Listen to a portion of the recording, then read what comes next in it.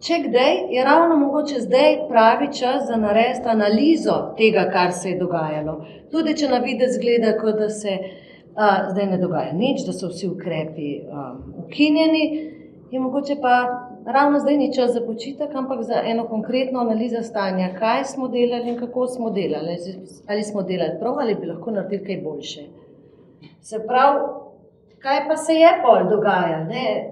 Glavni problem je ravno v tej netransparentnosti in v tem je glavna stvar, ki bi jo jaz pričakovala od novega režima ali od novega sistema ali od novega ministra.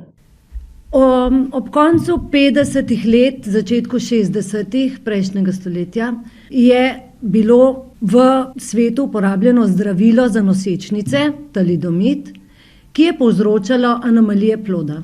10.000 otrok se je rodilo z raznimi anomalijami. Od tega jih je bilo samo 17 v Ameriki. Vse ostale anomalije so se zgodile drugod po svetu. Kako je to mogoče? V Ameriki je na Zvezni agenciji za zdravila in hrano delovala ena gospa, Frances Kelsey, ki je prepovedala uporabo zdravila talidomida zaradi pomanjkanja dokumentacije. Zato vedno velja pri nosečnicah izjemno pravilo, da če ne vemo, je boljše narediti ne škode, kot narediti kaj drugega. Nosečnica mora verjeti, da bo zaradi cepiva se izognila bolezni, da bo zato bolj zdrava, da bo otrok bolj zdrav, lepši, pametnejši, bolj uspešen. Mi pa teh dokazov nimamo. Trdim samo to, da dokler nimamo dokazov, je izredno nevarno delati poskuse pri nosečnicah.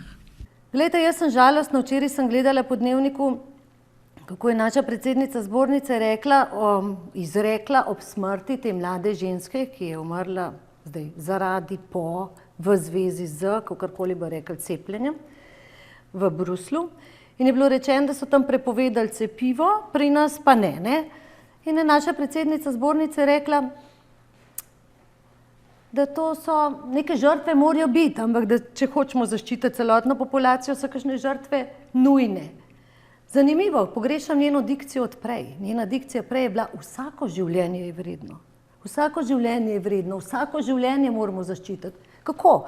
Prej smo mogli vsako življenje zaščititi, zdaj bomo pa neke žrtve sprejeli, pa mogoče ena ni dovolj, ali kako bi rekli.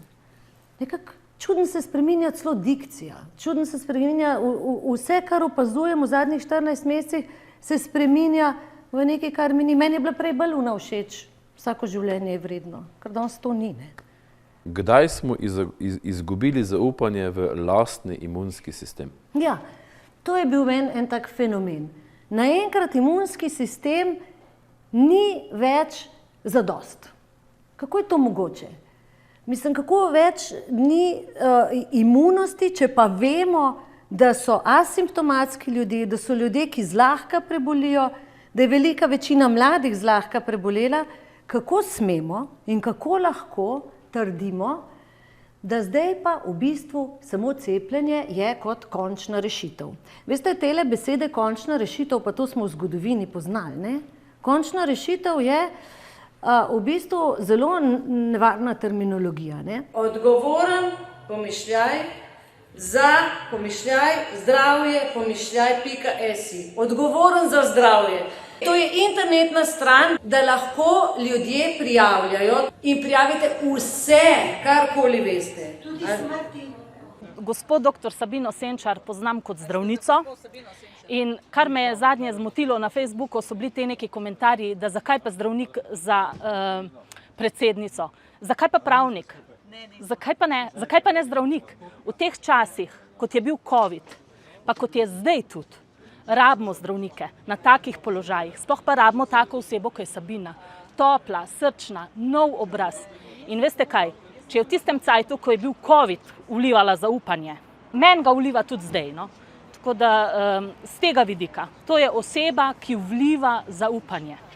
Ja, moje mnenje, zakaj Sabina, doktor Sabina, je predvsem zaradi tega, ker zaupam resnici, ker se je resnica izkazala v zadnjih 2 letih za, rečemo, edino stranko, ki nosi take Odločitve. ja, ki pravzaprav sprejema take odločitve, pa deluje na tak moralen način, kot so tudi moje moralne vrednote. Zato sem se pač odločil, da podprem gospo Sabino Senčar. Ona je v času najhujšega covidskega terorja se zavzela za otroke, bila je glas ljudstva, bila je toliko pogumna, da se je uprla kompletnemu zdravniškemu cehu. Jaz vem, kaj to pomeni, to najstarejši, najmočnejši ceh v Sloveniji. In sama je šla kot en David proti Goljatu. In že to upam, da napoveduje zmago. Da bo Sabina Senčar v resnici združevalna kandidatka, ker to nam v Sloveniji strašno manjka.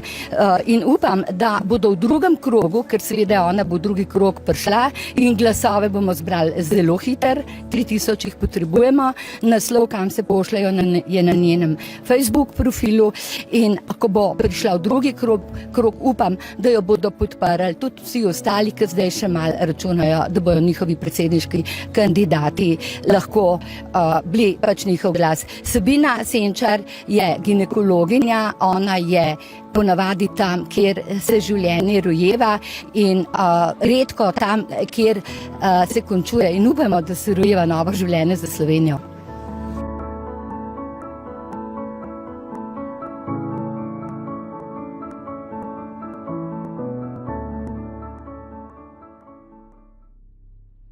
Hvala, ker ste se mi pridružili.